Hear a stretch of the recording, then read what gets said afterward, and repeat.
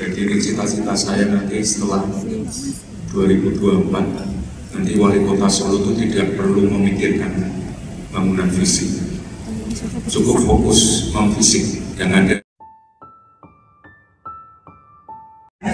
serta Dewan Penasehat dan Dewan Pengurus Rumah Muda SMA Negeri Surakarta yang hadirin yang kami hormati.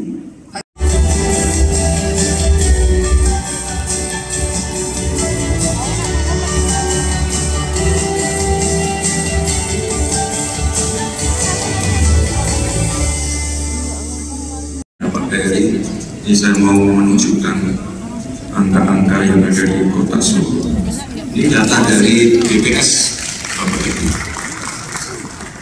Data dari BPS baru saja keluar kemarin Senin ya. Jadi ini bisa kelihatan nggak ya Bapak Ibu? Kelihatan ya. Oke. Ini saya cerita saja Bapak Ibu. Jadi ketika saya pertama kali dilantik itu pertumbuhan ekonomi di kota Solo itu minus 174, sangat memprihatinkan sekali. 1 tahun kita kerja naik ke angka 4,01%.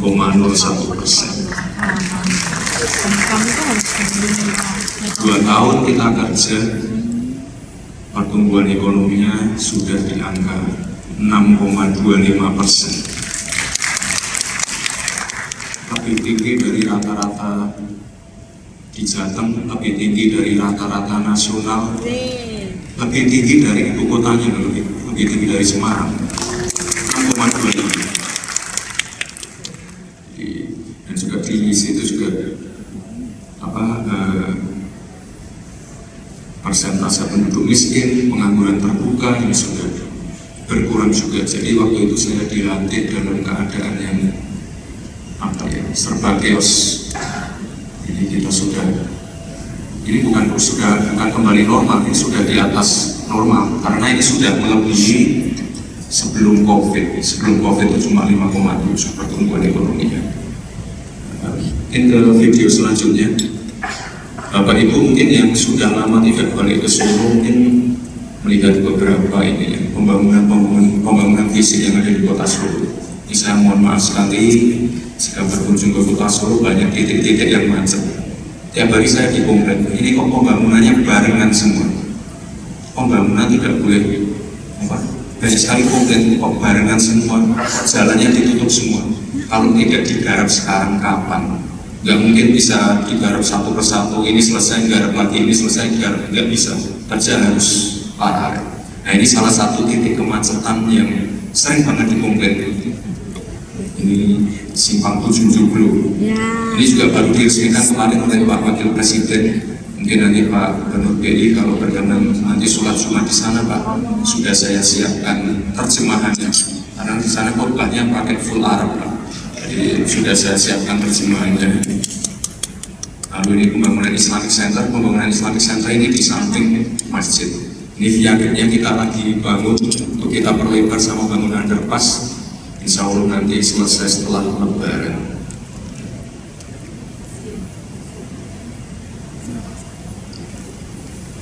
Ini balik kambang kita perbarui juga. Nanti akhir Desember baru jadi.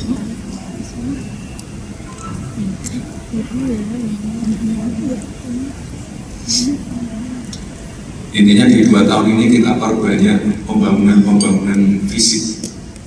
Jadi nanti pasca 2024 kita fokusnya non fisik. Ini nanti akan saya tampilkan satu video lagi untuk non fisiknya.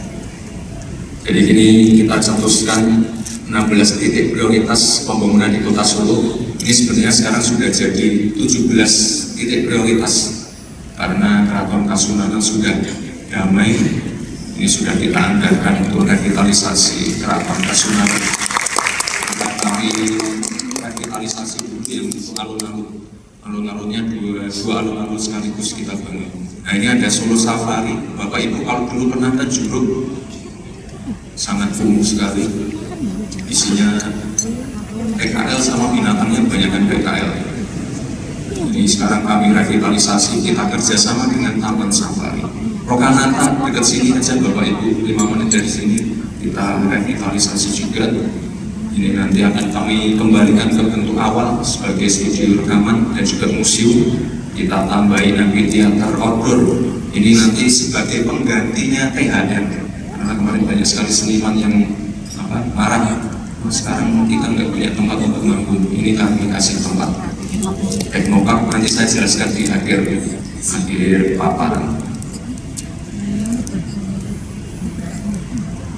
Intinya ini saja Bapak Ibu, yang mangkrak kami lanjutkan, yang kurang cantik kami percantik, yang jelek kami bagusin.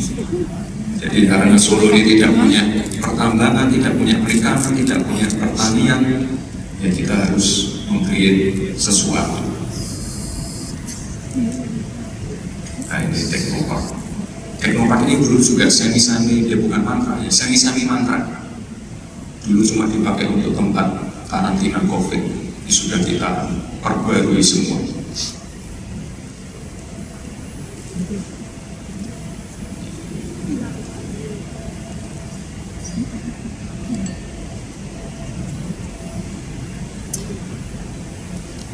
Ini revitalisasi pasar mebel.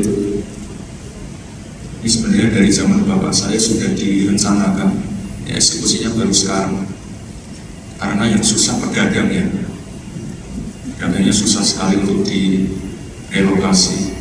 Kalau saya orangnya tanpa ampun, tidak ada kompromi, pindah ya pindah. Sama ini juga Manan, ini dulu juga kumuh sekali. Kalau bapak ibu yang hobinya lari pagi, ini kami percantik juga untuk persiapan Piala Dunia nanti di bulan Mei. Jongke juga kami perbarui. Ini Jongke ini salah satu pasar teramai di Solo karena letaknya sangat strategis sekali. Nanti pasar Jongke, pasar Kabangan akan kami jadikan satu. Selamat datang Ibu. Monggo silakan. Ini Mangkunagaran kami percantik juga. Bapak Ibu nanti kalau ada waktu makan siang makan malam bisa datang ke Pracima Twin. Ini dulu bekasnya lapangan tenis. Kami kembalikan lagi ke bentuk awal jadi Taman Pracima. Ini mungkin investasi paling gede ini. Ini Museum Sains dan Teknologi. Ini ada di Verdaringan, luasnya 5 hektar. Ini nanti untuk melengkapi apa yang sudah ada di Teknopark. Ini nanti selesainya di tahun 2025. Kemarin kami baru saja groundbreaking. Lalu kita punya PLTSA Putri Cempo juga. Ini masih commissioning. Ini nanti akan kami kejar terus karena apa ya? Gunung sampahnya ini sudah sangat-sangat tinggi sekali. Ini untuk menghabiskan sampahnya butuh waktu 10 tahun. Ini kalau tidak dimulai sekarang, repot nanti. Ini kami juga sedang fokusnya mengurangi kawasan kumuh. 2025-2026 ini kami cita-citanya ini apa? Kawasan kumuh benar-benar nol. Ini kami mulai dulu dari Semanggi. Ini dulu kalau Bapak Ibu tahu, ini dulu tempatnya sangat-sangat terkenal dengan tempat-tempatnya Laskar, PSK, semuanya lengkap di sana. Kita perbarui semua. Kita juga punya gor indoor. Ini kemarin karena ya mohon maaf perencanaan yang buruk, ini juga semi mangkrak. Tapi kemarin alhamdulillah ada hibah dari UAE. Ini yang nanti akan kami lanjutkan lagi sampai selesai. Jadi nanti di sana bisa untuk futsal, volley, untuk konser indoor, semuanya lengkap di sana. Ya kita ke video terakhir saja. Ini ada suaranya kayak berangkat dari sebuah visi untuk membangun sumber daya manusia berkelas dunia untuk menjawab tantangan di masa depan yang penuh dengan peluang. Di tempat ini muncul inspirasi dalam menggali potensi dengan memadukan inovasi dan teknologi, menumbuhkan potensi lokal, mempersiapkan sumber daya unggul, hingga mengembangkan semangat kewirausahaan. Selamat datang di Solo Technopark, sebuah ruang terbuka dengan ekosistem yang lengkap untuk mewujudkan mimpi bersama.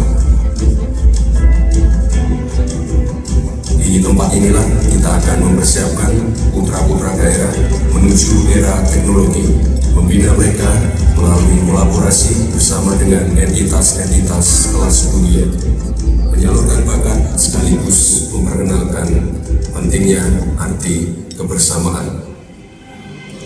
Ini adalah ruang untuk anak-anak muda bisa tumbuh bersama melalui gagasan dan ide. Ruang untuk memupuk ide kreatif dalam sebuah ekosistem agar bisa menghasilkan karya yang membanggakan. Ruang terbuka yang akan menjadi landmark sekaligus kebanggaan Kota Solo yang menggambarkan sebuah kolaborasi dalam membangun generasi.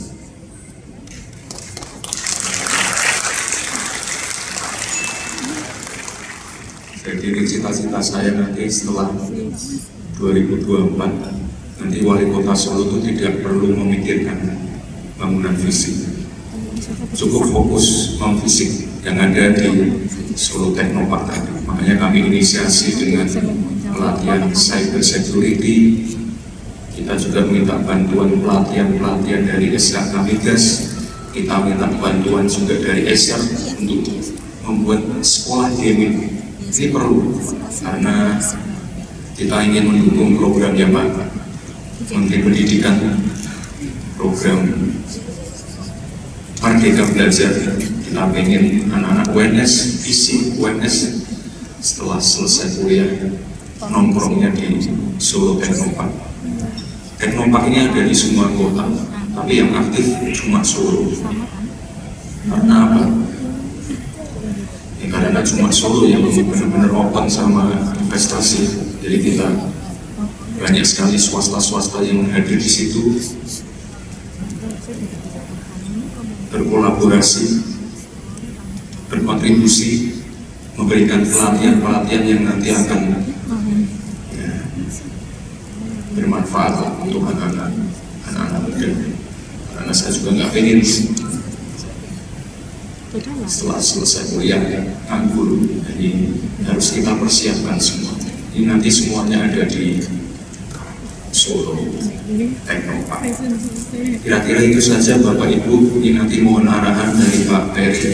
Sekali lagi ini juga pertumbuhan ekonomi yang pesat di Kota Solo ini juga berkat bantuan dari Pak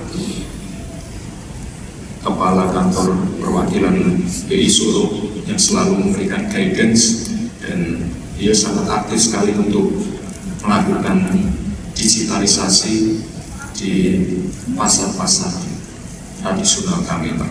Ini penting sekali terutama pada masa-masa COVID kemarin. Kalau kita tidak digital, ya kita mati, Pak. Itu saja Bapak Ibu. Sekali lagi Bapak Ibu, para alumni SMA 3 yang sudah tidak lama berkunjung ke Kota Solo, silakan nanti mampir ke spot-spot baru yang ada di Kota Solo.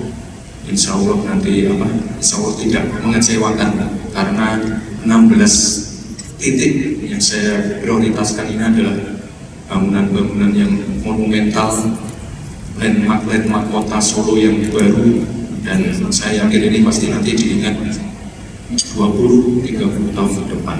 Nanti PR-nya adalah tinggal mengisi konten-konten yang ada di dalamnya.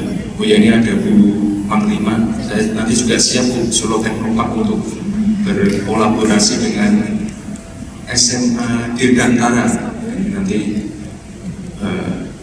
monggo nanti saling berkolaborasi. Yang jelas Solo ini sekarang semakin dinamis. Kita semakin open untuk investasi, semakin open juga untuk kolaborasi dengan semua bidang. Kita juga sedang membuat ini apa, UPT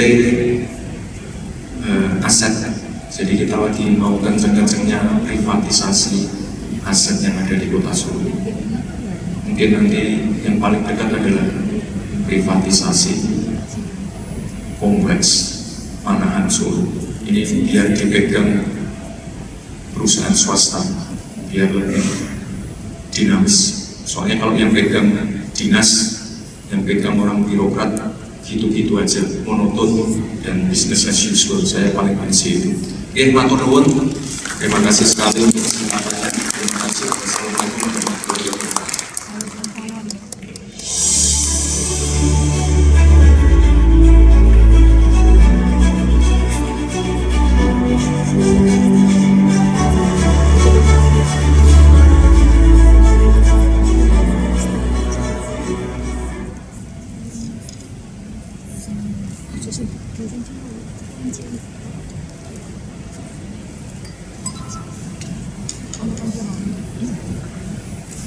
Terima kasih Wali Kota Surakarta, Mas Gibran Raka Buming Raka yang sudah menyampaikan keynote speech memamerkan perkembangan-perkembangan yang terjadi di Kota Solo dan juga potensi-potensi yang. Jadi ada peluang bahwa Cina akan lebih baik. Mari kita berdagang berinvestasi juga dengan Cina. Saya tidak ingin membedakan karena peluang. India kemarin saya di Bangalore ada chef dari yang satu adalah dari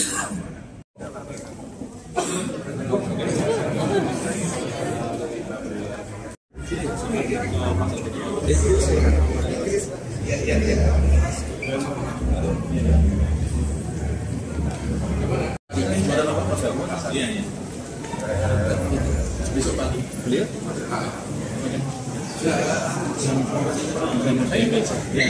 belum pernah karena dia tapi berangkat